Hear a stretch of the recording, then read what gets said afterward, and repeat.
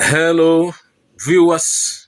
The Indigenous People of Biafra IPOB has released its own, should I say, press release or documents on their position regards the planned bringing of IDP camp to Imo State, whether for studies whatsoever. And just like we know, bringing them to Imo State means you also house them. And it means many of them will forge ahead from there. They will continue their life from there. So here is their reaction. I'm not going to read the whole story. It's online, it's everywhere. What I'll do is a kind of review. Yeah. So the Indigenous People of Biafra IPOB has rejected the proposed Internally Displaced Persons IDP skills acquisition camp in Imo State, Nigeria. In a press release, IPOB alleged that the project is a covert plan by the Nigerian government and Fulani people to dispossess them of their ancestral land and heritage. IPOB claims that the government's real intention is to import displaced persons from northern Nigeria, potentially including Boko Haram terrorists, into Imo State. They argued that the move would infiltrate and alter the demography of the Igbo people, posing a significant security threat. The group also criticizes Imo State Governor Uzodimma for allegedly colluding with the federal government to bring in northern terrorists and sympathizers. IPOB accuses Uzodimma of being a stooge for the federal government, working against the safety and interests of the Igbo people. And IPOB demands that the project be stopped and the building converted into a secondary school or skills acquisition center for Imo State youth. They emphasize that Ndi Igbo do not have internally displaced persons requiring resettlement as they take care of their own. This development highlights tension between IPOB and the Nigerian government, with IPOB perceiving the IDP camp as a threat to their security and heritage. Some will say IPOB's position mirrors that of every Igbo man. Look at it properly. Now, here is a neutral reaction to this matter. The Indigenous People of Biafra IPOB has expressed strong opposition to the proposed Internally Displaced Persons IDP skills acquisition camp in Imo State. IPOB's concern highlights the complex and sensitive issues surrounding displacement, security, and identity in Nigeria. And let's get to the key points. 1. IPOB views the IDP camp as a covert plan to dispossess the Igbo people of their ancestral land. And, a lot of people have covered this topic, including I. If you look at it properly, Igbo land has the smallest landmass in Nigeria when compared to other states. This is the smallest, very small, that, like we said in the other video, if everybody is to come back home, we can't even have a place to stay. And now you want to cite an IDP camp, which is something normally big. 2. Allegations of potential infiltration by Boko Haram terrorists and Fulani people. Because we don't know who is who. Now we're looking at what IPOB said, which is available. Actually, IPOB's document is available everywhere. I just assessed it just like every other Nigerian will assess it. It is possible. Now, number 3, criticism of Imo State Governor Uzodimma's involvement. And look at it properly.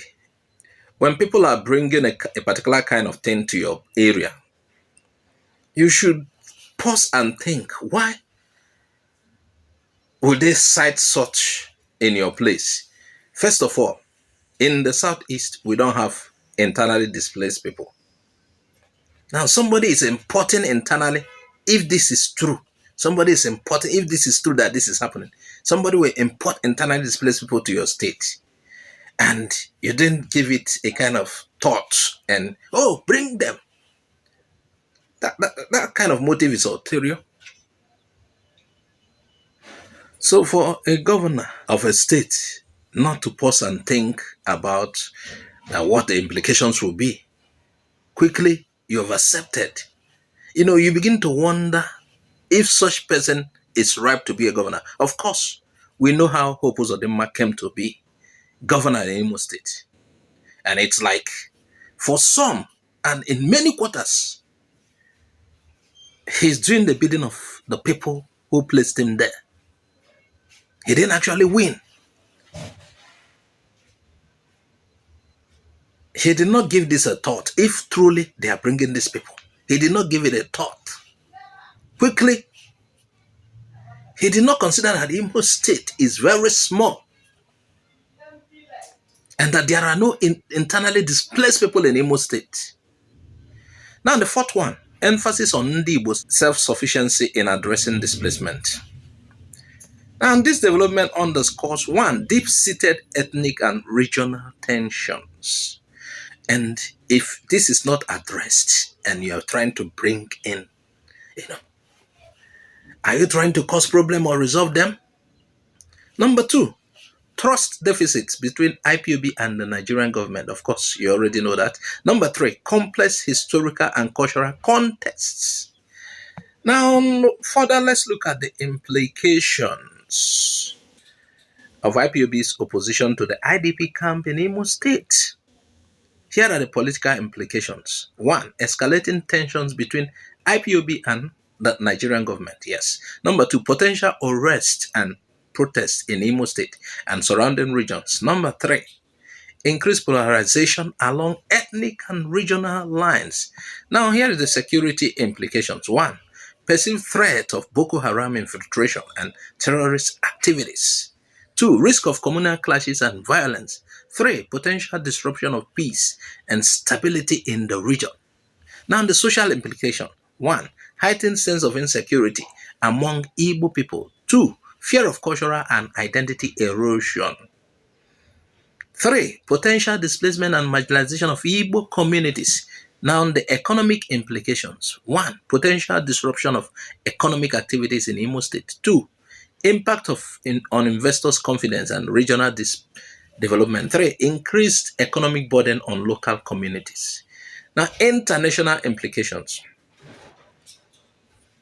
One, global attention to Nigeria's internal conflicts and human rights abuses. Two, potential internal criticism of Nigerians' handling of IPOB and Igbo concern. Three, impact on Nigerians' international relations and diplomatic efforts.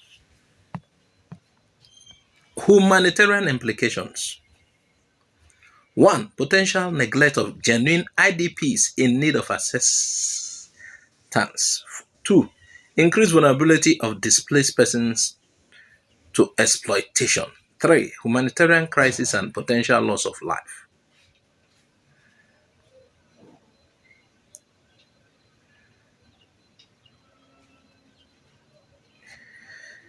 Now, for the government to mitigate these implications, there are certain things the government should have done, not just bringing people from certain places to, That is why in an earlier video I said Nigerian government cannot handle a lot of things. They are only there to create problems. One, engage in inclusive and transparent dialogue. Two, address IPOB's concern and fears. These are things the government ought to have done before trying to import people.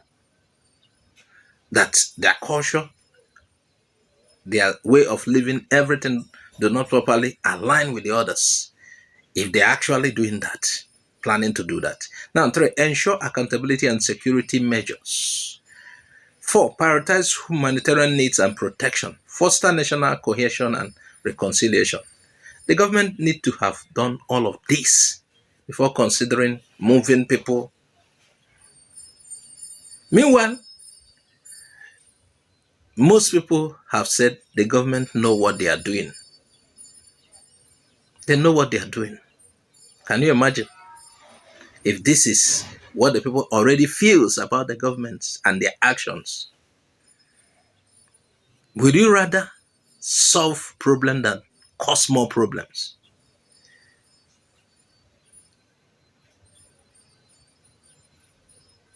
Does the government have think tanks?